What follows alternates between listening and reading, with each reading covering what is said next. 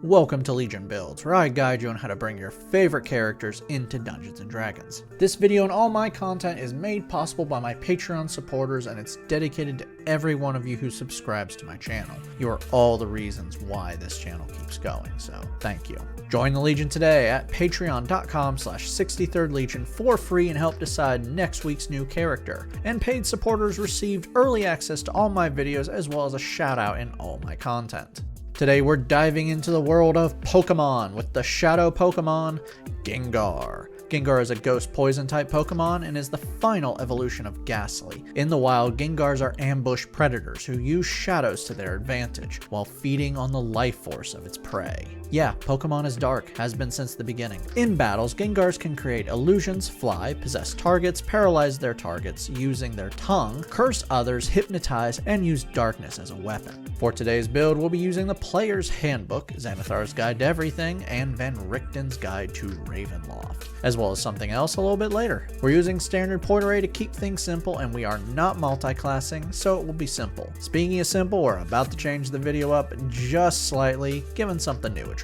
For your stats, make Charisma 15, Con 14, Dex 13, Wisdom 12, Intelligence 10, and we'll be dumping Strength with an 8. Don't worry, that last part is not important for this build. Gengar is a ghost-like creature thing. Are they actually undead, or is this like a strange being? Who knows? Reborn from Van Richten's will do. For now, more in a minute. Place +2 into Con and +1 into Charisma. Ancestral Legacy grants you 2 skills. Take History and Insight. Deathless nature makes you harder to kill since you're not alive. You have advantage on saving throws against poison and disease, resistant to poison damage, advantage on death saves, you don't sleep, and you don't breathe, eat, or drink. Your long rests are 4 hours long, and you can't be put to sleep magically. Knowledge from a past life lets you add a d6 to any skill check a number of times equal to your proficiency bonus. Okay, there's the lineage if you don't have the awesome book we're about to talk about that isn't official Wizards of the Coast content. Wait, why am I talking about non-official content? Couple reasons. I main ghosts in all Pokemon games. Seriously, my Pokemon trading card game deck, ghost type. All my teams in every generation, lot of ghosts. And I actually want this to be a ghost. And finally, it's my birthday and I can do whatever the hell I want. Shade, found in Kobold Press's Tome of Heroes, lets you be a ghost. Keep the stats the same. Dark Vision lets you see in dim light as if it's bright light, and darkness as if it's dim light out to 60 feet. Life Drain lets you absorb the life force of your prey. When you damage a character with an attack or spell, you can deal extra necrotic damage that equals your character level. You can then grant yourself temporary HP equal to the necrotic damage. You can do this once per short or long rest. Spectral Resilience gives you advantage on saving throws against poison and diseases and gives you resistance to necrotic damage. You gain one more feature from this lineage, but you don't get that till 3rd level, so we'll come back to this later. To finish out your lineage, regardless of Reborn or Shade, you know the language common and one other of your choice. For background, take the skills Stealth and Intimidation. You get 2 more proficiencies of your choice from tool and or languages. Level 1 Sorcerers start off with 2 skills. Take Arcana and Deception. You're proficient with Quarterstaff, Daggers, Darts, Slings, Light Crossbows, and the saving throws Con and Charisma. Sorceress Origin is the source of your power, and you are a Shadow Pokemon, so Shadow Magic from Xanathar's will be our pick. Eyes of Darkness gives you Dark Vision out to 120 feet. Strength of the Grave makes you slightly harder to kill, because you're not alive. I know I made that comment already, I don't care. Now, when you are reduced to 0 HP from an attack that isn't caused by radiant damage or a critical hit, you can make a Charisma saving throw. The DC for this is 5 plus the damage you took. If you pass this save, you drop to 1 HP instead. You can use this feature once per long rest. Spell casting makes you a spellcaster. You start off with 4 cantrips and 2 first level spells. For your spells, Chill Touch fires a blast of deathly energy at a creature within 120 feet, dealing 1d8 necrotic damage on a hit, and now the creature can't regain HP until the start of your next turn. Poison Spray lets you lash out with your tongue and force a con save on one creature within 10 feet. If they fail, they take 1d10 poison damage. Minor Illusion lets you create an image or sound like a spooky laugh for 1 minute out to 30 feet. The image can be no bigger than a 5-foot cube. Mage Hand creates a ghostly hand out to 30 feet for 1 minute. While this spell is active, you can use the hand to interact with things. It cannot activate magical items, attack, or carry more than 10 pounds. rounds. Each turn you can use your action to move the hand and perform simple tasks, like opening and closing doors. Mage Armor gives you an AC of 13 plus Dex for 8 hours when not wearing armor. Shield adds 5 plus to your AC as a reaction for 1 turn and automatically stops magic missile.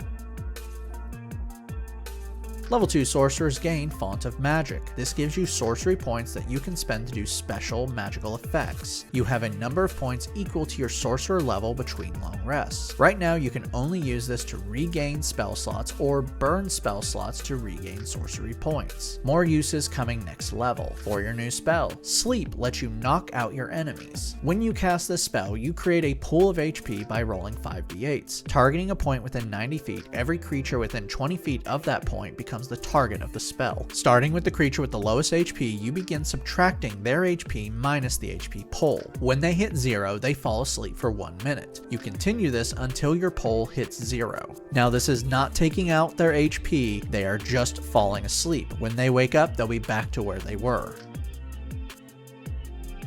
Level 3 Sorcerers now have Meta Magic. These alter your spells in different ways by spending sorcery points. Right now at this level you get 2 Meta Magic options. For these options, Distant Spell doubles the distance of your spell if it has a range of 5 feet or greater, or gives you spells with a range of touch a 30-foot range, all for 1 sorcery point. Quicken Spell turns the casting time of a spell from 1 action to a bonus action for 2 sorcery points. Remember, you can only cast 1 spell a turn unless one of those spells is a cantrip and a bonus action. Speaking of spells, you gain 2nd level spells. Before we get to those spells, your Eyes of Darkness is upgraded. First, you gain an extra spell that does not count towards your total known. Darkness lets you create a sphere of magical darkness out to 60 feet for 10 minutes while you maintain the spell. This darkness has a radius of 15 feet, and creatures within with dark vision can't see through it, and light can't pierce it. You can cast this spell with a spell slot or with 2 sorcery points. If you use sorcery points, then you can see through the darkness. For your new spell, Mirror Image creates 3 duplicates of you for 1 minute. These duplicates can take hits meant for you. When you are targeted with an attack while the spell is active, roll a d20 to determine if one of the duplicates takes the attack. If you have all 3 duplicates, you need a 6 or higher. 2 duplicates, you need an 8 or higher, and 1 duplicate, you need an 11 or higher. The duplicates have an AC of 10 plus your Dex modifier and are destroyed if the attack hits. You've reached character level 3, and if you took Shade, you get a new feature. Ghostly Flesh unleashes your true state as you become a true ghost. For 1 minute, you are now resistant to slashing, piercing, or bludgeoning damage that is non-magical or not from a silvered weapon. You also gain a flying speed of 30 feet, you can hover, and you can pass through solid objects or creatures as if they are difficult terrain. If you end your turn in the same space as another creature or object, you take 1d10 force damage. You can do this once per long rest. Level 4 Sorcerers earn our first ability score improvement. Place this into Charisma for better spell attack and DC. For your new spell, Blur turns you into a living shadow. For 1 minute while you maintain the spell, you become a ghostly shadow and all attacks against you are at disadvantage. Creatures that use True Sight or Blind Sight are not tricked by this and their attacks are normal. Mind Sliver lashes out and attacks the mind of a creature within 60 feet, forcing an intelligence save. If they fail, they take 1d6 psychic damage and must subtract 1d4 from their next saving throw before the end of your next turn.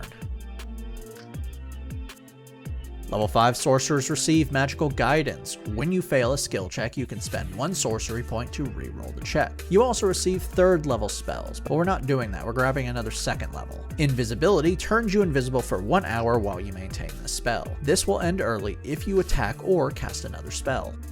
Your character level 5 now, your proficiency bonus is now +3, and a few of your cantrips have been upgraded. Chill Touch, Mind Sliver, and Poison Spray now deal 2 damage dice each.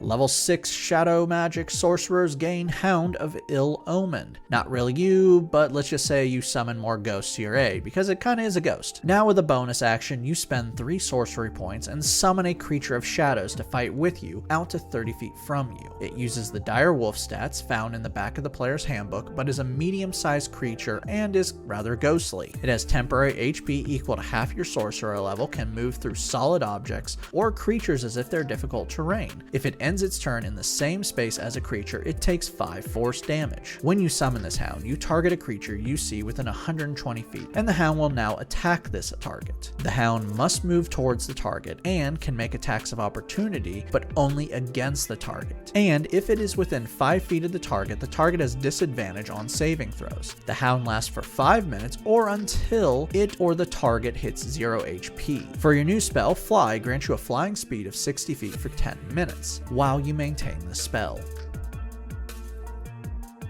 Level 7 Sorcerers receive 4th level spells. For your new spell, Confusion distorts the mind of your target. You create a 10-foot radius sphere out to 90 feet, forcing a wisdom save where all creatures within must make. If they fail for 1 minute while you maintain the spell, at the start of each of their turns they must roll a d10. This determines their behavior for that turn. They can lose their actions and movement, attack random creatures, randomly move in a direction, or act as normal. At the end of each of its turns, an affected creature can retake the save.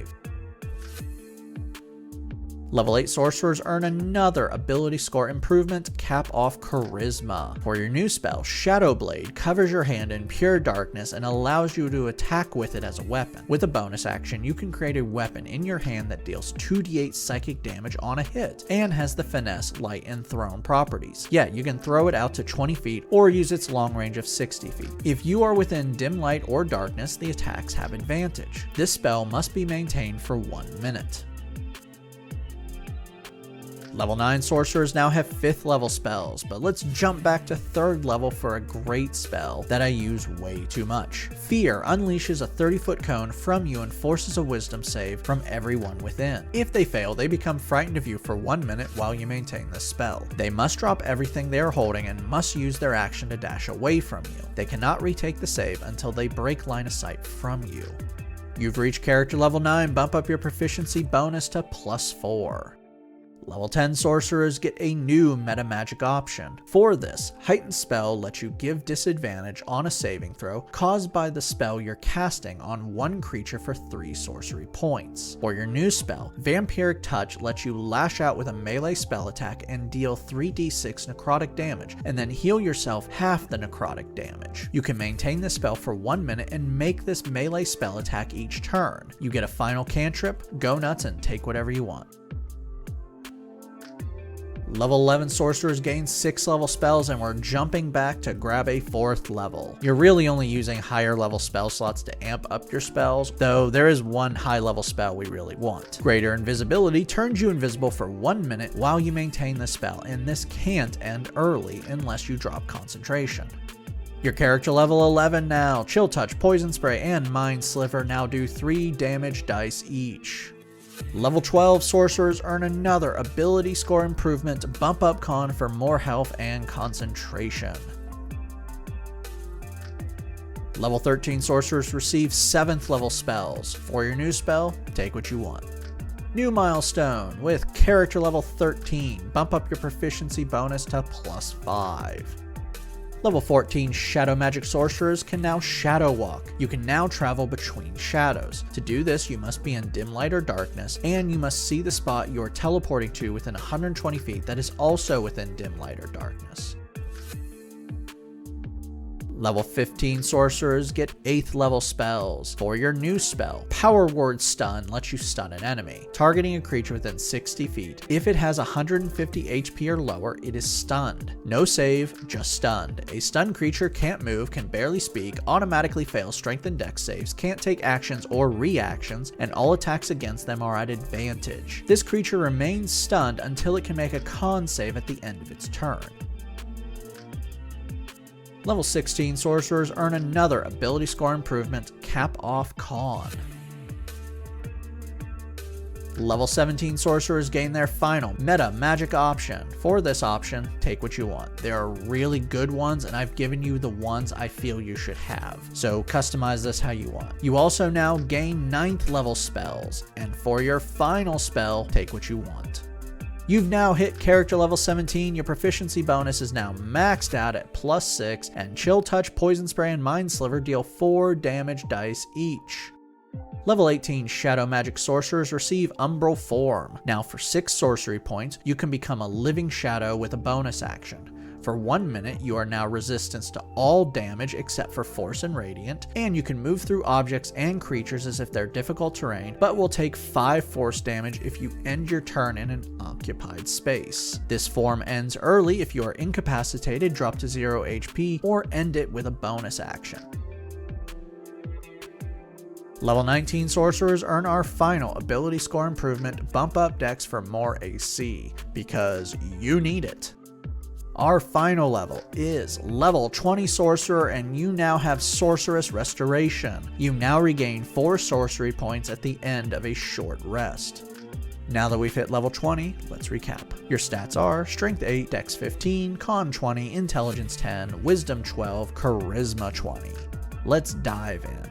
You're a freaking ghost, which is awesome. Sorry, I'm Goff, and I ghost main in every generation of Pokemon, as I've already stated. And at this point, I'm pretty sure all of you realize I lean towards a certain type of character. You can pass through walls, fly, turn invisible, and become a living shadow. You're also a constant trickster. You can create duplicates of yourself, move objects, create minor illusions, scare people, create darkness, force disadvantage on saves, stun your enemies, put them to sleep, and confuse them. Finally, you're just dangerous. Your basic attack is 120-foot range and deals 4d8 necrotic damage. You also have 2 melee spells with 1 attack that can deal 5d8 psychic damage when you max it out at the highest spell slot level. You can also even summon another ghost to fight with you. Downside. Firstly, you have a terrible strength score. Get better stats. Hell, a 10 is better. You also have a lot of concentration spells, which is 90% of all spellcasters. You'll probably figure out your build pretty quick, and deciding between concentration spells will be easy. Both of these downsides are actually easy to bypass. What you can't bypass, though, is your combat limitations. Your AC is based off a spell that can only ever be 15 or 20 with shield, which isn't good with a 182 HP taking the average. That's great for a spellcaster, but with your AC, that means you don't want to get up close. Also, your melee spells require spell slots. The last one isn't that bad, as you can regain spell slots and save lower spell slots for shield, but I do have to mention it. It's time to unleash some chaos and laughter. Stalk the shadows and unleash your ghostly gaze upon those who get lost in the night. Thank you for joining me today. Make sure to like and subscribe to not miss a single new build each week on YouTube and Spotify, and make sure to check out my Patreon where you can help decide next week's new character.